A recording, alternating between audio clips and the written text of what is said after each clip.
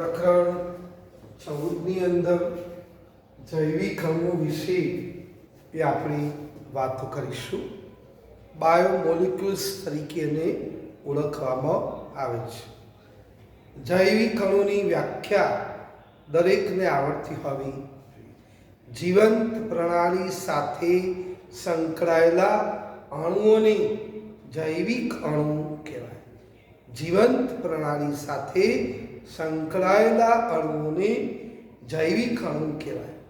વનસ્પતિ હોય, પ્રાણીઓ હોય, મનુષ્ય હોય, આ બધાની અંદર આ બધા ઘટકો છે.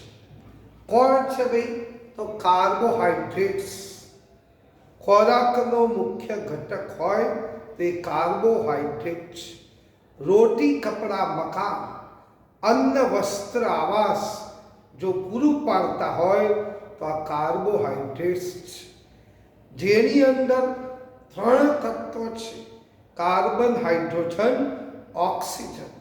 ખોરાકનો મુખ્ય ઘટક કોણ છે? કાર્બોહાઈડ્રેટ. સેકન્ડ નંબરમાં પ્રોટીન છે. સ્નાયુઓના સર્જન માટે, પેશી કોષોની ક્રિયાશીલતા માટે અગત્યનો જો કોઈ ઘટક હોય તો પ્રોટીન છે. દૂધ, ઈંડા, કઠોળ, પુષ્કળ ભરપૂર માત્રામાં પ્રોટીન હોય છે. એમિનો એસિડ, આ બધા એના ઘટકો છે. પોલીપેપ્ટાઇડ, આ બધા. ત્રીજો ન્યુક્લિક એસિડ. આનુવંશિક લક્ષણો માટે જો જવાબદાર હોય તો કોણ છે? Nucleic acid. પપ્પા બાળક એકબીજાને મળતું આવે છે. મમ્મી બાળક એકબીજાને મળતું આવે છે. બે ભાઈ બહેન, બે ભાઈઓ એકબીજાને મળતા આવે છે. કોણ? આનુવંશિક લક્ષણો માટે જો જવાબદાર હોય તો ન્યુક્લિક એસિડ. Nucleic acid. તો આ ન્યુક્લિક એસિડ ડીએનએ એનો મુખ્ય ઘટક છે. Deoxyribose nucleic acid. તો એ પણ આપણે ભણવાનું છે. ચોથો વિટામિન, ખોરાકનો મુખ્ય ઘટક. કેટલાક લોકોના શરીર બહુ તંદુરસ્ત હોય, ટેટા જેવા થયા. કેમ? એનું કારણ સ્કિન સુવાળી હોય, વાળ સુવાળા હોય, તંદુરસ્ત છે બધી દ્રષ્ટિએ. એનું કારણ વિટામિન યુક્ત ખોરાક છે. ગાજર, દૂધ, ઈંડા, કઠોળ, લીલા શાકભાજી, લીલા પાંદડાવાળા શાકભાજી. ચશ્મા ન આવવા, સુવાળી ચામડી માટે, સુવાળા વાળ માટે, હોઠ સરસ ગુલાબી હોઠ માટે જો જવાબદાર હોય તો વિટામિન એ. આ વિટામિન્સ છે. જો એ વિટામિન યુક્ત સફરયુક્ત ખોરાક લેવામાં ન આવે તો ત્રુટિ થવાની અને એની ઉણપથી અનેક રોગો થવાના.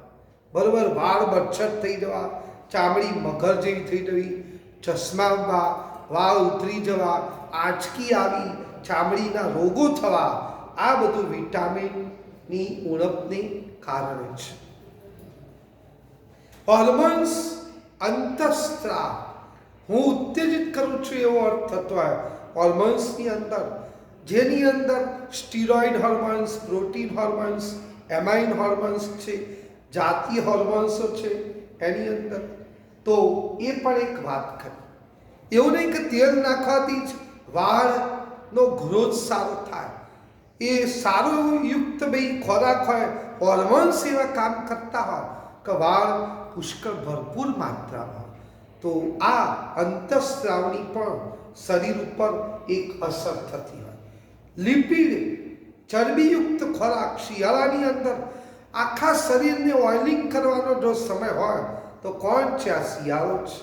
અને શિયાળાની અંદર આ લિપિડયુક્ત તેલ, ચરબી, ઘીવાળા ખાદ્ય પદાર્થો, દેવું ખરીને પણ ઘી પીવા, એવું આપણા દાદાઓ કહેતા હતા. શરીરને ઓઇલિંગ મજા કરો છે, એને ઓઇલિંગ કરવાનું કામ કરે છે. કોણ? આ લિપિડયુક્ત પદાર્થો. છેલ્લે એક વાત કરું. ઉત્સેચક. જૈવ રાસાયણિક પ્રક્રિયાને વેગવંતી બનાવવી હોય તો એના માટે ઉત્સેચક એન્ઝાઇમ છે. કોણ છે? એન્ઝાઇમ. તો આ સાતે પદાર્થો, સાતે ઘટકો એ કોણ છે? જૈવ રાસાયણિક પ્રક્રિયા, જીવંત પ્રણાલી સાથે સંકળાયેલા અણુઓ છે, જૈવિક અણુઓ છે, બાયોમોલેક્યુલ્સ છે.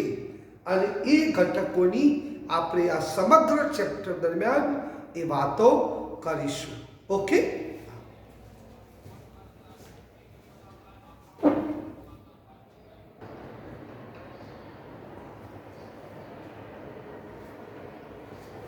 મિત્રો કાર્બોહાઈડ્રેટ વિશે થોડું સમજાવીએ.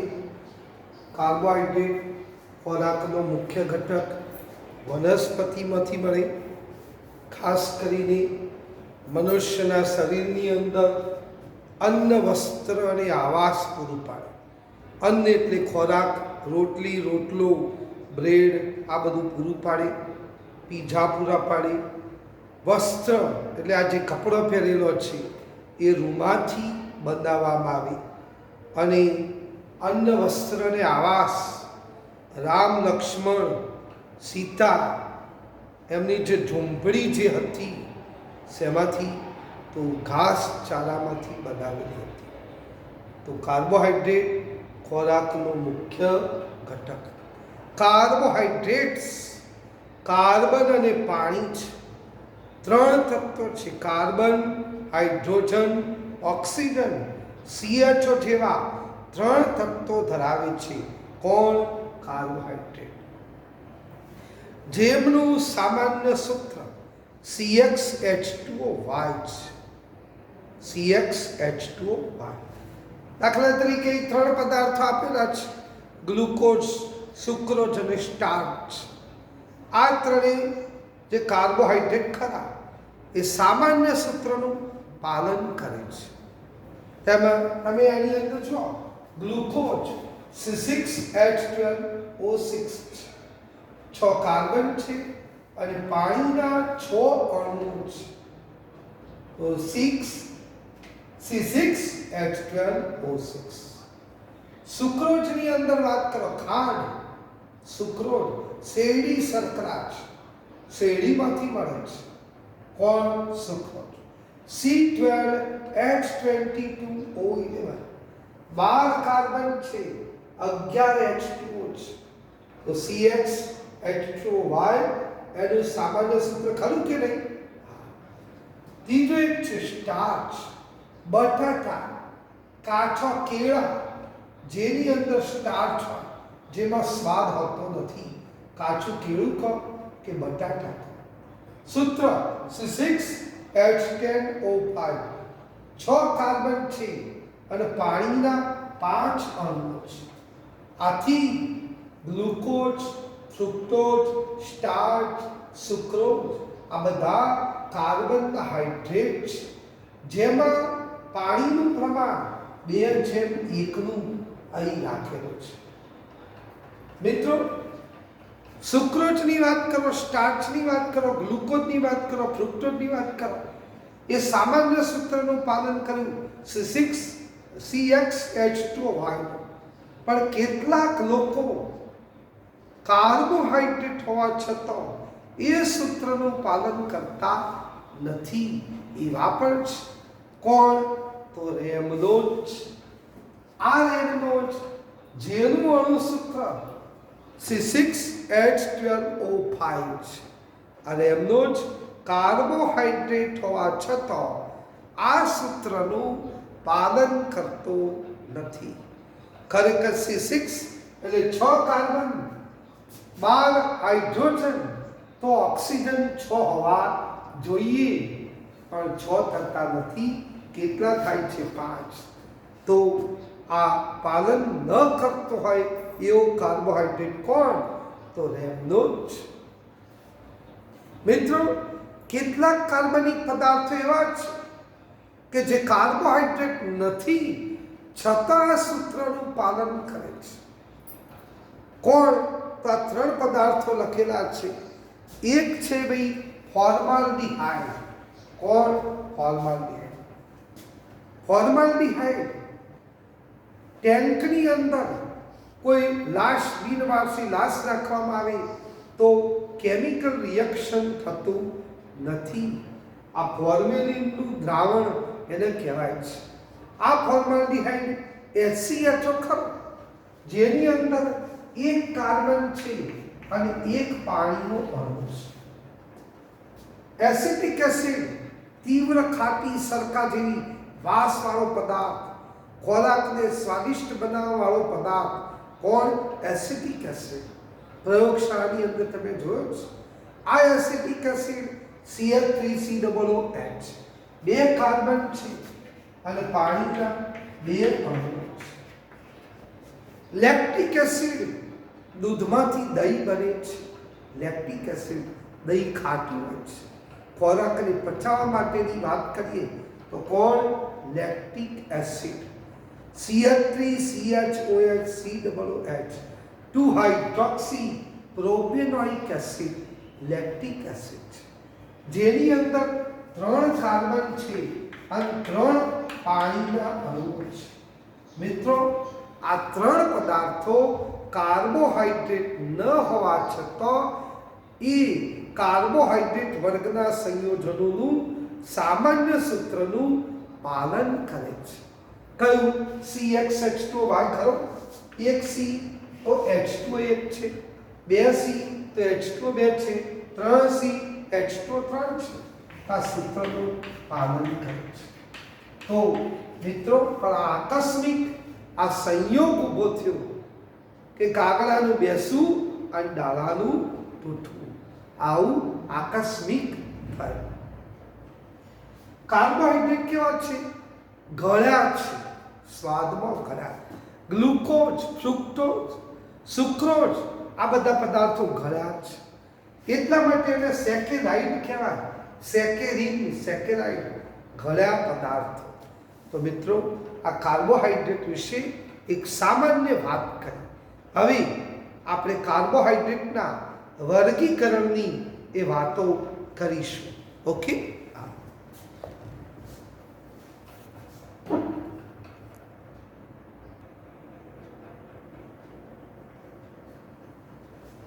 મિત્રો, કાર્બોહાઈડ્રેટનું વર્ગીકરણ આપણે સમજાવીએ છીએ. Classification of carbohydrates. ઓકે, કાર્બોહાઈડ્રેટનું વર્ગીકરણ. મિત્રો, જળ વિભાજનને આધારે કાર્બોહાઈડ્રેટનું આપણે વર્ગીકરણ કરી રહ્યા છીએ. હાઇડ્રોલિસિસને આધારે, જેની અંદર 3 મુખ્ય પ્રકાર પાડે. એક મોનોસેકેરાઇડ, એક ઓલિગોસેકેરાઇડ અને ત્રીજું પોલિસેકેરાઇડ. કાર્બોહાઈડ્રેટનું મુખ્ય 3 પ્રકારમાં વર્ગીકરણ કર્યું. એક મોનોસેકેરાઇડ, એક ઓલિગોસેકેરાઇડ, એક પોલિસેકેરાઇડ. મોનોસેકેરાઇડ કોને કહેવાય? તો જે કાર્બોહાઈડ્રેટનું સાદા કાર્બોહાઈડ્રેટમાં જળ વિભાજન થતું ના હોય. જે કાર્બોહાઈડ્રેટનું સાદા કાર્બોહાઈડ્રેટમાં જળ વિભાજન ન થાય તો એને મોનોસેકેરાઇડ કહેવાય. જેની અંદર ગ્લુકોઝ અને ફ્રુક્ટોઝનો સમાવેશ થાય.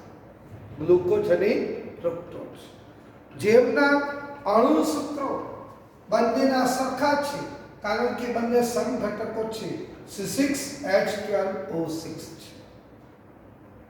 આ કાર્બોહાઈડ્રેટનું સામાન્ય સૂત્ર CnH2nOn છે. કયું? CnH2nOn. મિત્રો, આ 6 મૂકો તો 6 6 દુ 12 અને 6 ઓક્સિડન્ટ થઈ ગયા. તો મોનોસેકેરાઇડ તરીકે અહીં આપણે કાર્બોહાઈડ્રેટની અંદર આ મોનોસેકેરાઇડની વાત કરતા. ત્યાર પછી સેકન્ડ વન, મોનોસેકેરાઇડ કેવા છે પાછા? તો સ્ફટિકમય છે. કેવા? સ્ફટિકમય. પાણીનો દ્રાવ્ય અને ગળ્યા પદાર્થો છે. કેવા છે? ગળ્યા. આ મોનોસેકેરાઇડની અંદરની વાત કરી. ઓલિગોસેકેરાઇડમાં 3 છે. ઓલિગોસેકેરાઇડ એનું વર્ગીકરણ 3 રીતે થશે. એક ડાયસેકેરાઇડ, એક ટ્રાયસેકેરાઇડ અને એક ટેટ્રાસેકેરાઇડ. કયો? ટેટ્રાસેકેરાઇડ. મિત્રો વ્યાખ્યા ગોખવામાં તકલીફ ન થાય એટલા માટે ડાયસેકેરાઇડ જે કાર્બોહાઈડ્રેટનું જળ વિભાજન કરો તો સેકેરાઇડ એકમો મોનોસેકેરાઇડ એકમો બે મળતા હોય તો ડાયસેકેરાઇડ કહેવાય. જે કાર્બોહાઈડ્રેટનું જળ વિભાજન હાઇડ્રોલિસિસ કરીશું અને 3 મોનોસેકેરાઇડ મળતા હોય તો ટ્રાયસેકેરાઇડ. જેમનું જળ વિભાજન કરતો ભાઈ 4 સેકેરાઇડ એકમો મળતા હોય તેને ટેટ્રાસેકેરાઇડ કહેવાય. તો ઓલિગોસેકેરાઇડના 3 પ્રકાર છે: ડાય, ટ્રાય, ટેટ્રા. જેમનું જળ વિભાજન કરતો 2 મળે તો ડાય, 3 મળે તો ટ્રાય, 4 મળે તો ટેટ્રા. ડાયસેકેરાઇડની અંદર મિત્રો 4 યાદ રાખવા: સુમોલેસૈના, સુમોલેસૈના, સુક્રોઝ, માલ્ટોઝ, લેક્ટોઝ, સેલાબારોઝ. આ 4 જે પદાર્થો ખરા એ ડાયસેકેરાઇડ છે. જેમનું અણુસૂત્ર C12H22O11 થાય. Sucrose, maltose, lactose, cellobiose. મિત્રો એમનું જળ વિભાજન કરો. દાખલા તરીકે સુક્રોઝનું જળ વિભાજન કરો તો કોણ મળશે? ગ્લુકોઝ અને ફ્રુક્ટોઝ મળશે. મિત્રો માલ્ટોઝનું જળ વિભાજન કરો તો બંને ગ્લુકોઝ મળવાના. મિત્રો લેક્ટોઝનું જળ વિભાજન કરો તો ગ્લુકોઝ અને ગેલેક્ટોઝ મળશે. આમ એમના સામાન્ય સૂત્રનું પાલન થાય છે. આવો જોઈએ. 12 તો 12 વખત 12 દુ 24. 24 માંથી 2 બાદ કરો તો 22. 12 માંથી 1 બાદ કરો તો 11. માટે મિત્રો ગોખવાનું નહીં. આ જે સામાન્ય સૂત્ર હતું કોનું? મોનોસેકેરાઇડ. એમાંથી પાણીનો 1 અણુ બાદ કરો તો એ ડાયસેકેરાઇડ થઈ જાય. કયો? ડાયસેકેરાઇડ. ચલો ટ્રાયસેકેરાઇડની અંદર કોણ? એક અને માત્ર એક જ ઓન્લી વન રેફિનોઝ છે, જેને મેની ટ્રાયલ્સ પણ તરીકે ઓળખીએ છીએ. જેનું અણુસૂત્ર C18H32O16 છે. જેનું સામાન્ય સૂત્ર ભાઈ મૂકો તો ખરા 18. 18 દુ 36. 36 માંથી 4 જાય તો 32 અને 18 માંથી 2 બાદ કરો તો 16. આ રીતે થવાનું. તો એકનું આવડી ગયું તો બાકીના બધાના સામાન્ય સૂત્ર આપણને આવશે. ચલો એક જોઈએ ટેટ્રાસેકેરાઇડ. જેમનું જળ વિભાજન કરતા 4 સેકેરાઇડ એકમો મળશે. જેની અંદર માત્ર એક અને માત્ર એક જ સ્ટેચ્યુઓઝ છે. કોણ?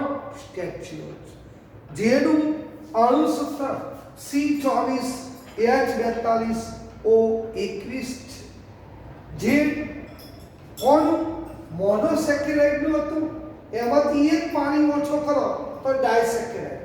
2 પાણી ઓછા કરો તો ટ્રાયસેકેરાઇડ. 3 પાણીના અણુ ઓછા કરો તો ટેટ્રાસેકેરાઇડ CN(H2n-6ON-3). તો આ રીતે ઓલિગોસેકેરાઇડ અને મોનોસેકેરાઇડ સ્વાદમાં કેવા છે? ગળ્યા છે, મીઠા છે, પાણીમાં સુદ્રાવ્ય છે અને સ્ફટિકમય છે. કેવા છે? સ્ફટિકમય. બોલો.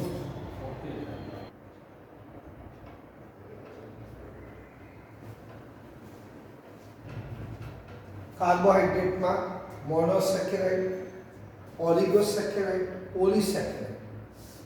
મોનોસેકેરાઇડ, ઓલિગોસેકેરાઇડ સ્ફટિકમય છે, પાણીમાં ઓગળી રહ્યા છે, મીઠા ગળ્યા પદાર્થો છે. પણ મોનો અને ઓલિગોસેકેરાઇડ. પણ પોલિસેકેરાઇડ એ અસ્ફટિકમય છે, પાણીમાં ઓગળતા નથી, અદ્રાવ્ય છે, સ્વાદ વગરના છે. કેવા છે? સ્વાદ વગરના. બટાટા હોય, કાચું કેળું હોય એ સ્ટાર્ચની અંદર અશર્કરા કહેવાય. એમને બિન શર્કરા કહેવાય. કોણ? પોલિસેકેરાઇડ. પોલિસેકેરાઇડમાં સ્ટાર્ચ સેલ્યુલોઝ, ગ્લાયકોજન અને ડેક્સ્ટ્રીનનો એમાં સમાવેશ થાય. પોલિસેકેરાઇડ કોને કહેવાય? જે કાર્બોહાઈડ્રેટનું જળ વિભાજન કરતા સેકેરાઇડ એકમો અનેક મળતા, અનેક મોનોસેકેરાઇડ મળી તેને પોલિસેકેરાઇડ તરીકે ઓળખીએ. તો આ રીતે કાર્બોહાઈડ્રેટનું જળ વિભાજનને આધારે 3 પ્રકાર પાડ્યા: મોનોસેકેરાઇડ, ઓલિગોસેકેરાઇડ અને પોલિસેકેરાઇડ. મોનોસેકેરાઇડમાં તમે જોયું તો ગ્લુકોઝ, ફ્રુક્ટોઝ. ઓલિગોસેકેરાઇડમાં 3 ડાઇટ્રાઇટેટ્રા. ડાયસેકેરાઇડમાં સુક્રોઝ, માલ્ટોઝ, લેક્ટોઝ, સેલ્યુલોઝ. ટ્રાયસેકેરાઇડમાં રેફિનોઝ અથવા મેલિટ્રાયોઝ ખરા. ટેટ્રાસેકેરાઇડમાં એક અને માત્ર એક જ સ્ટેચ્યુઓઝ આખા. ત્યાર પછી પોલિસેકેરાઇડની અંદર 4 પદાર્થો કયા? સ્ટાર્ચ, સેલ્યુલોઝ, ગ્લાયકોજન અને ડેક્સ્ટ્રીન. તો આ રીતે કાર્બોહાઈડ્રેટનું વર્ગીકરણ કરે. મોનોસેકેરાઇડની અંદર સામાન્ય સૂત્ર CnH2nOn. બાકીના ડાઇટ્રાય અને ટેટ્રામાં પાણીનો 1 અણુ બાદ કરો તો ડાયસેકેરાઇડ, પાણીના 2 અણુ બાદ કરો તો ટ્રાયસેકેરાઇડ, પાણીના 3 અણુ બાદ કરો તો ટેટ્રાસેકેરાઇડ કહેવાય. તો આ બધા ઉદાહરણો, આ વર્ગીકરણ આપ યાદ રાખશો. લેક્ટોઝ ખરું એ દૂધમાંથી મળતું હોય, એટલે દૂધ ગળ્યું હોય એટલે એ શર્કરા તરીકે ઓળખીએ. સુક્રોઝ એ તો ખાંડમાંથી આપણને મળતું હોય. હવે આપણે બીજી રીતે પણ વર્ગીકરણ કાર્બોહાઈડ્રેટનું એ કરવાના છે, જેની અંદર 2 રીતે વર્ગીકરણ: રિડ્યુસિંગ શર્કરા અને નોન રિડ્યુસિંગ શર્કરા. એ રીતે પણ કાર્બોહાઈડ્રેટનું વર્ગીકરણ હજી બાકી છે. ઓકે.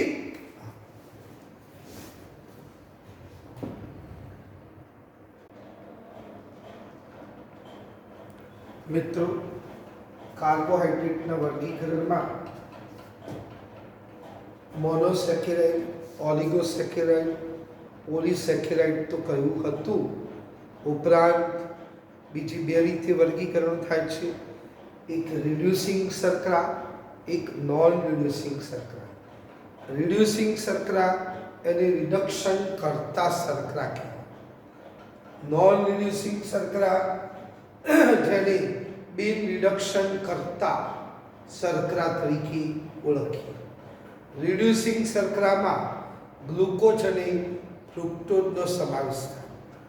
નોન રિડ્યુસિંગ શર્કરામાં સુક્રોઝનો સમાવેશ થતો હોય. રિડ્યુસિંગ શર્કરા કોને કહેવાય? જે કાર્બોહાઈડ્રેટ સંયોજનો ટોલન્સ કે ફેહલિંગના દ્રાવણનું રિડક્શન કરે તેને રિડ્યુસિંગ શર્કરા કહેવાય. બેટા, ટોલન્સ કસોટી અને ફેહલિંગ કસોટી આવતી હતી. આલ્ડીહાઇડ સાથે થાય, કીટોન સાથે થતી નથી. આવી કસોટી આવતી હતી. તો ફેહલિંગ એ દ્રાવણની અંદર ફેહલિંગ A અને ફેહલિંગ B. ફેહલિંગ A માં કોપર સલ્ફેટ, ફેહલિંગ B માં સોડિયમ પોટેશિયમ ટાઇટ્રેટ, રોસેર ક્ષાર, બેનું બ્રિટાનિયા 50-50 દ્રાવણ લો એટલે CuO મળે. એનું આપેલો પદાર્થ રિડક્શન કરે અને ટોલન્સ પ્રક્રિયા એટલે રજત દર્પણ કસોટી આવતી. સિલ્વર નાઇટ્રેટમાં સહેજ વધુ પ્રમાણમાં એમોનિયમ હાઇડ્રોક્સાઇડ નાખો તો એમોનિયમ સિલ્વર નાઇટ્રેટ મળતો હતો, જેને ટોલન્સ પ્રક્રિયા કહેવાય. એ ટોલન્સ પ્રક્રિયાનું રિડક્શન કરતી હોય એવી શર્કરાને રિડ્યુસિંગ શર્કરા કહેવાય. જો રિડક્શન ના કરે આવી શર્કરા સુક્રોઝ નોન રિડ્યુસિંગ શર્કરા છે. બાકીની બધી શર્કરાઓ રિડ્યુસિંગ, પણ માત્ર સુક્રોઝ એ નોન રિડ્યુસિંગ શર્કરા ટોલરન્સ પ્રક્રિયકનું પહેલી દ્રાવણનું રિડક્શન કરતી નથી. ઓકે, આ એક વાત થઈ.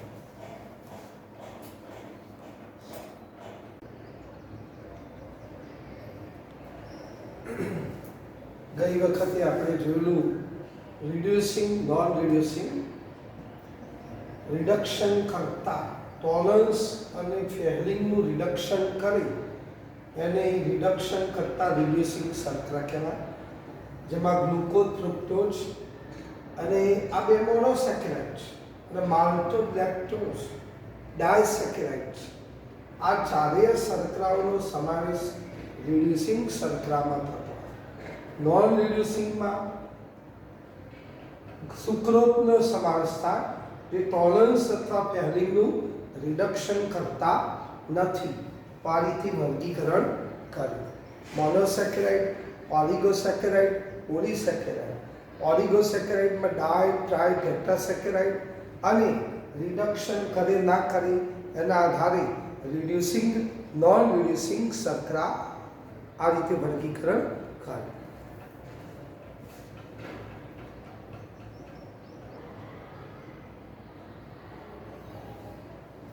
મોનોસેકેરાઇડ સંયોજનો ખરા, એના પ્રકારો આપણે જોવાના છે.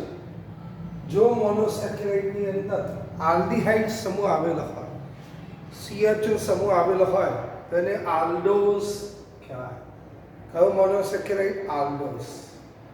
જો મોનોસેકેરાઇડની અંદર કીટોન સમૂહ આવેલો હોય તો કીટોઝ શર્કરા કહેવાય. કઈ શર્કરા? કીટોઝ. બીજી એક વાત યાદ કરો, જો કાર્બન પરમાણુ 3 હોય તો ટ્રાયોઝ, 4 હોય ટેટ્રોઝ, 5 હોય પેન્ટોઝ, 6 હોય હેક્સોઝ, 7 હોય હેપ્ટોઝ. જો 3 કાર્બન હોય ને આલ્ડીહાઇડ સમૂહ હોય તો આલ્ડો ટ્રાયોઝ. જો કીટોન હોય તો કીટો ટ્રાયોઝ. આલ્ડો ટેટ્રોઝ, કીટો ટેટ્રોઝ. આલ્ડો પેન્ટોઝ, કીટો પેન્ટોઝ. આલ્ડો હેક્સોઝ, કીટો હેક્સોઝ.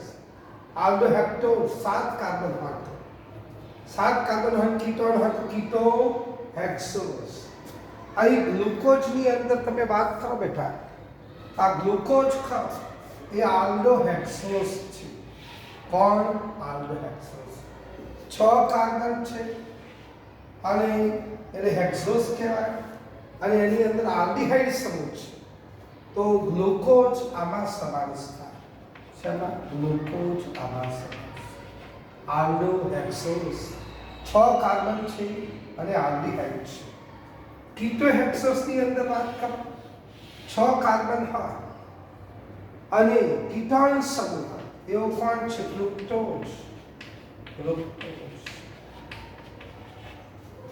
6 કાર્બન છે અને કીટોન છે માટે ફ્રુક્ટોઝ.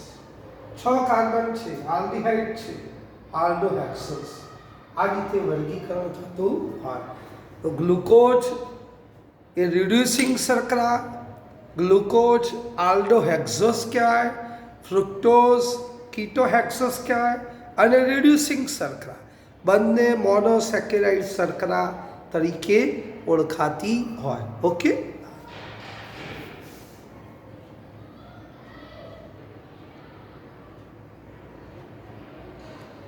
ગ્લુકોઝની બનાવટ વિશેની આપણે વાતો કરીએ. ગ્લુકોઝ પાકા ફળો, મધમાં પુષ્કળ પ્રમાણમાં હોય, જેમાં દ્રાક્ષની અંદર 20 થી 25% જેટલો ગ્લુકોઝ હોય. આથી ગ્લુકોઝને ગ્રેપ સુગર તરીકે, દ્રાક્ષ શર્કરા તરીકે પણ ઓળખવામાં આવતો હોય. ગ્લુકોઝ આપણા બોડીની અંદર, બ્લડની અંદર, યુરિનની અંદર પણ એ હોય છે. ડાયાબિટીસ ચેકઆઉટ કરાવવાનું હોય તો બ્લડમાં જમ્યા પહેલો, જમ્યા પછીનો, પછી યુરિનનો પણ એ ટેસ્ટ કરાવીએ અને એની અંદર ગ્લુકોઝ કેટલો છે એના આધારે ડાયાબિટીસનું પ્રમાણ, ગ્લુકોઝનું પ્રમાણ નક્કી થતું હોય. શરીરમાં ગ્લુકોઝ જરૂરી પણ છે. વધુ પડતો હોય તો પણ તકલીફ, ઓછો હોય તો પણ તકલીફ, સપ્રમાણસર જરૂરી છે. ગ્લુકોઝ શેમાંથી મળે એ આની વાત કરે. બનાવટ કરવી હોય તો ગ્લુકોઝ સૌથી પહેલાં ખાંડ, સુક્રોઝ, શેરડી શર્કરા. શેરડી એ સુક્રોઝનું ખાંડનું જળ વિભાજન કરે. ઇન્વર્ટેડ ઉત્સેચક હોય અથવા તો મંદ સલ્ફ્યુરિક એસિડ, મંદ હાઇડ્રોક્લોરિક એસિડ એની હાજરીમાં ખાંડનું, શેરડીનું, સુક્રોઝનું જળ વિભાજન કરશો તો બે શર્કરાઓ મળશે. એ ગ્લુકોઝ અને ફ્રુક્ટોઝ. એ બ્રિટાનિયા 50-50 મળશે. જેટલા પ્રમાણમાં ગ્લુકોઝ મળશે એટલા પ્રમાણમાં ફ્રુક્ટોઝ મળશે. તો આ રીતે ગ્લુકોઝ મેળવી શકાય. બીજી રીતે ગ્લુકોઝ મેળવવા હોય તો સ્ટાર્ચમાંથી, સેલ્યુલોઝમાંથી, બટાટા, રૂ એમાંથી પણ આપણને ગ્લુકોઝ એ મળતો હોય. ઇન્ડસ્ટ્રીયલી રીતે વિચારીએ 393 કેલ્વિન તાપમાન, 2 થી 3 બાર દબાણે એસિડિક માધ્યમમાં તમે સ્ટાર્ચનું જળ વિભાજન કરશો. સ્ટાર્ચ એટલે C6H10O5 એનું જળ વિભાજન કરશો તો આપણને ગ્લુકોઝના સંખ્યાબંધ એકમો મળશે. તો આ રીતે ગ્લુકોઝનું ઉત્પાદન, બનાવટ બે રીતે થતી હોય. એક ખાંડમાંથી થતી હોય, સુક્રોઝમાંથી. બીજી રીતે સ્ટાર્ચમાંથી પણ થતી હોય. એ સુક્રોઝ, ગ્લુકોઝની અંદર એનું સ્ટ્રક્ચર કેવું છે એના વિશેની વાત કરું તો CHOH 4 times CH2OH. અણુસૂત્ર C6H12O6 છે. અણુભાર 180 ગ્રામ પ્રતિ મોલ છે. એક કાર્બોનિલ સમૂહ છે, એક આલ્ડીહાઇડ સમૂહ છે, 5 OH આવેલા છે. 1 OH પ્રાથમિક આલ્કોહોલ છે, 4 OH દ્વિતીયક આલ્કોહોલ છે, 6 કાર્બન સીધી લીટીમાં આવેલા છે, 4 કાર્બન કિરાલ કાર્બન છે. કિરાલ એટલે અસમ કાર્બન. 10મા ચેપ્ટરમાં જોશે ચારે સમૂહ જુદા જુદા હોય એને આપણે કિરાલ કાર્બન કહેવાય. તો એવું આ ગ્લુકોઝની અંદર. અને 6 કાર્બન એ સરળ શૃંખલાની અંદર, રેખીય શૃંખલાની અંદર 6 કાર્બન આવેલા છે. આ બધું પુરવાર કરતી આપણે પ્રક્રિયાઓ જોવાની છે. ઓકે,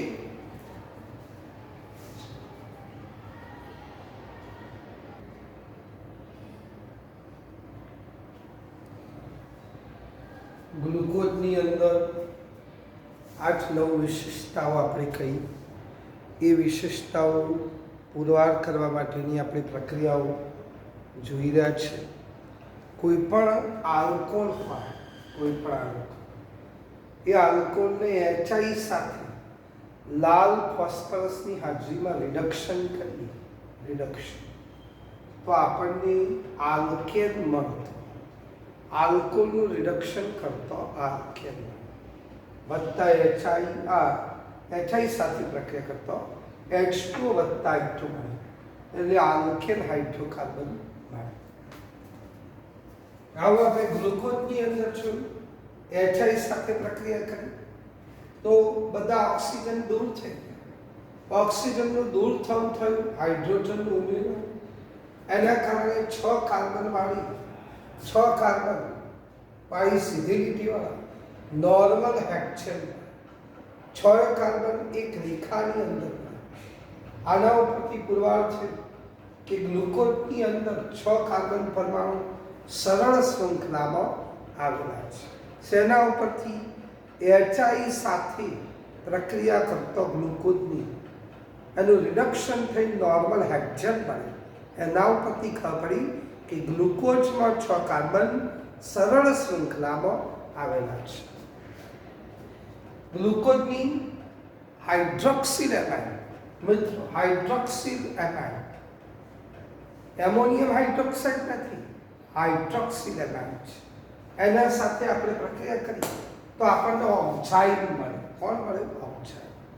12મા ચેપ્ટરની અંદર આપણે જોયું હતું કે કોઈ પણ આ રીતે કાર્બોનિલ સમૂહ ધરાવતો હોય, આલ્ડીહાઇડ હોય કે ગમે તે કે કીટોન હોય, તો એની હાઇડ્રોક્સિલ એમાઇન સાથે પ્રક્રિયા કરતો એસિડિક માધ્યમમાં પાણીનો અણુ દૂર થઈ ગયો તો ડબલ બોન્ડ NOH મળે, ઓક્સાઇડ મળે. આના ઉપરથી પુરવાર થયો કે ભાઈ ગ્લુકોઝમાં કાર્બોનિલ સમૂહ આવેલો છે. કયો સમૂહ? કાર્બન.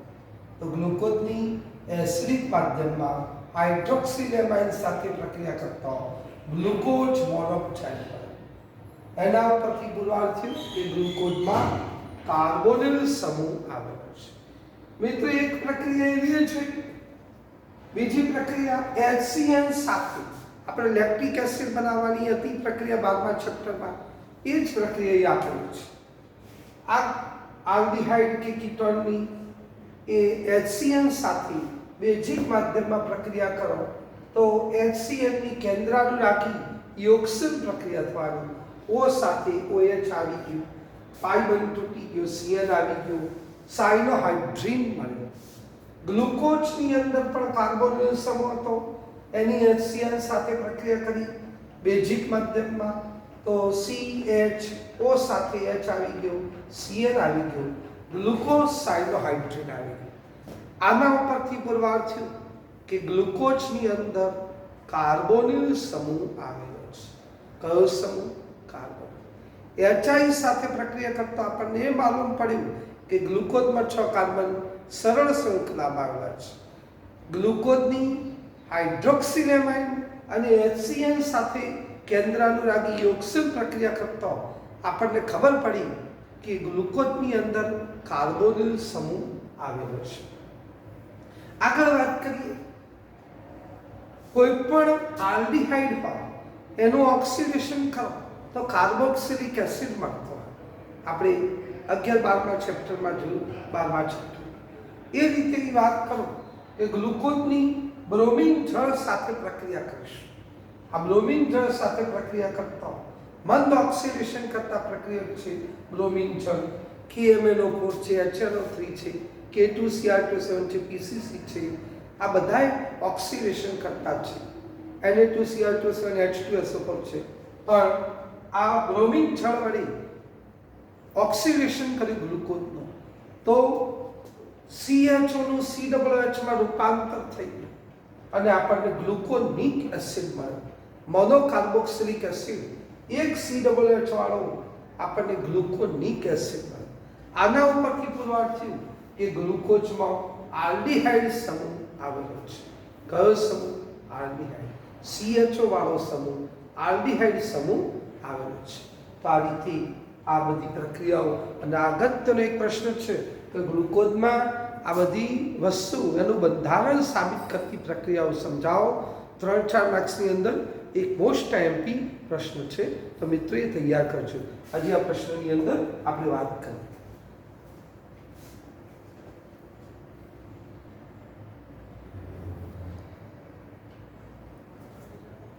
મિત્રો ગ્લુકોઝનું એસાઇલેશન કર્યું.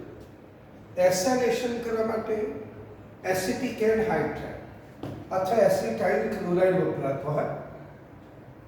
એસિટિક એન્હાઇડ્રાઇડને AC2O વડે ટૂંકમાં દર્શાવી શકાય.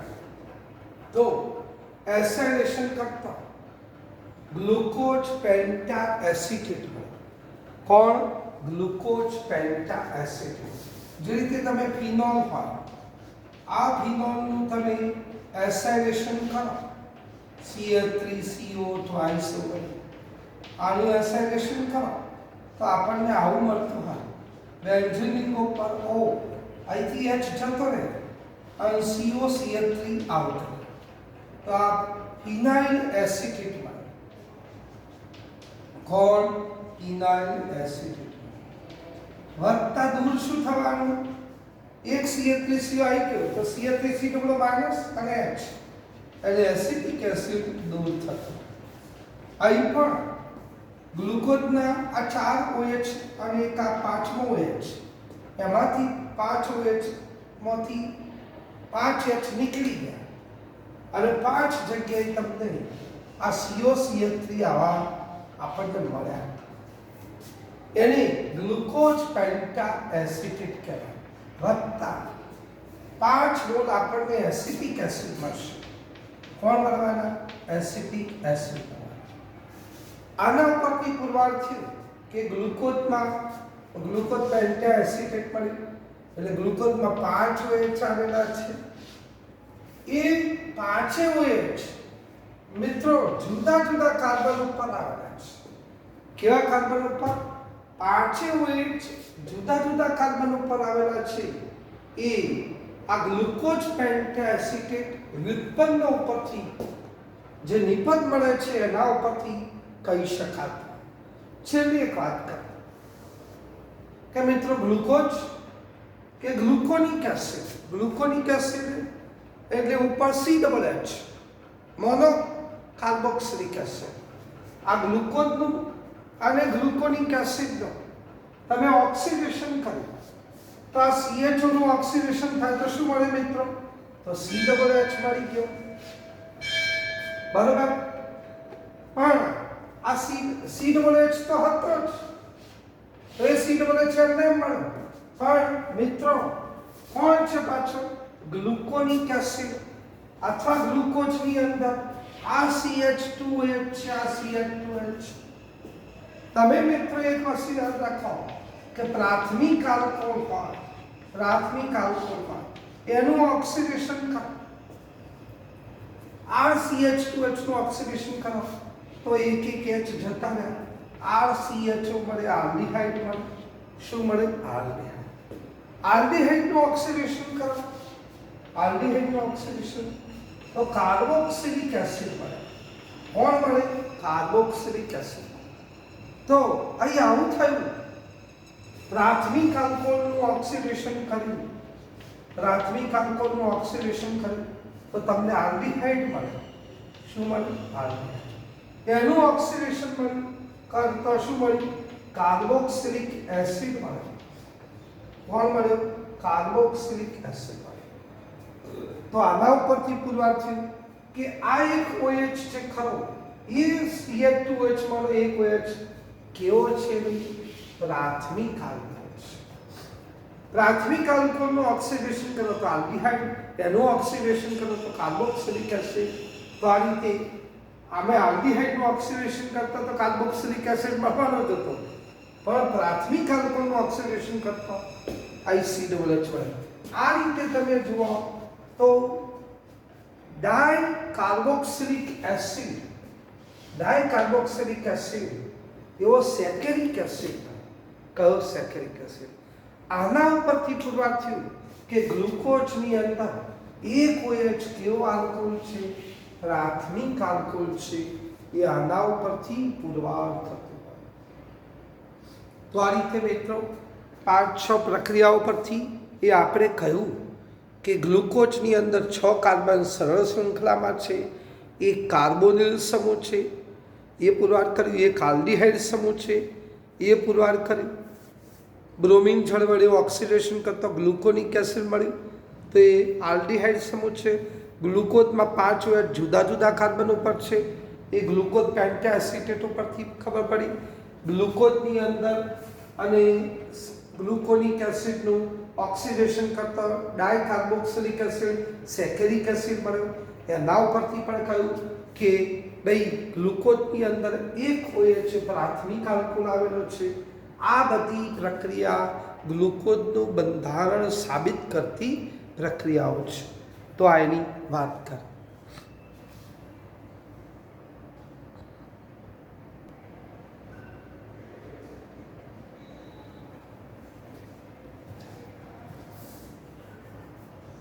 મિત્રો આ રીતે આ બધી પ્રક્રિયાઓ પરથી કહ્યું કે ગ્લુકોઝનું સ્ટ્રક્ચર આવું છે.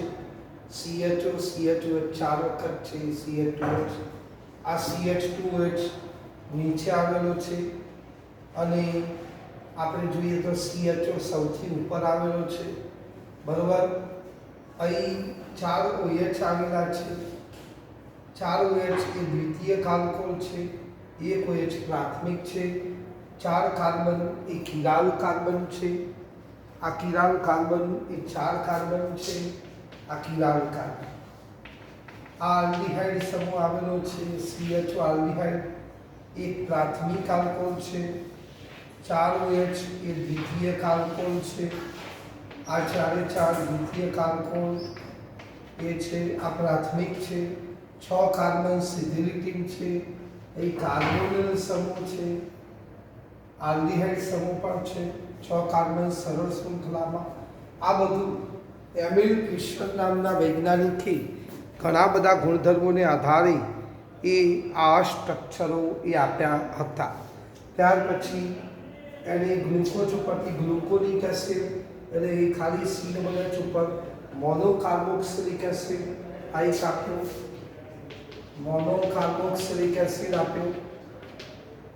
એના ઉપરથી આ કાર્બોક્સિલિક એસિડ, સેકેરિક એસિડ આપ્યો, ડાયકાર્બોક્સિલિક એસિડ એમને આપ્યો, કોણ સેકેરિક એસિડ આપ્યો. બરોબર, ગ્લુકોઝનું અથવા ગ્લુકોનિક એસિડનું ઓક્સિડેશન કર્યું તો સેકેરિક એસિડ, ડાયકાર્બોક્સિલિક એસિડ મળ્યું. આના ઉપરથી આ ગ્લુકોઝનું બંધારણ એ સાબિત થયું. હવે આ મિત્રો આપણે એક વિન્યાસ અવકાશીય બંધારણ વિશેની થોડીક આપણે વાતો કરવાના છે.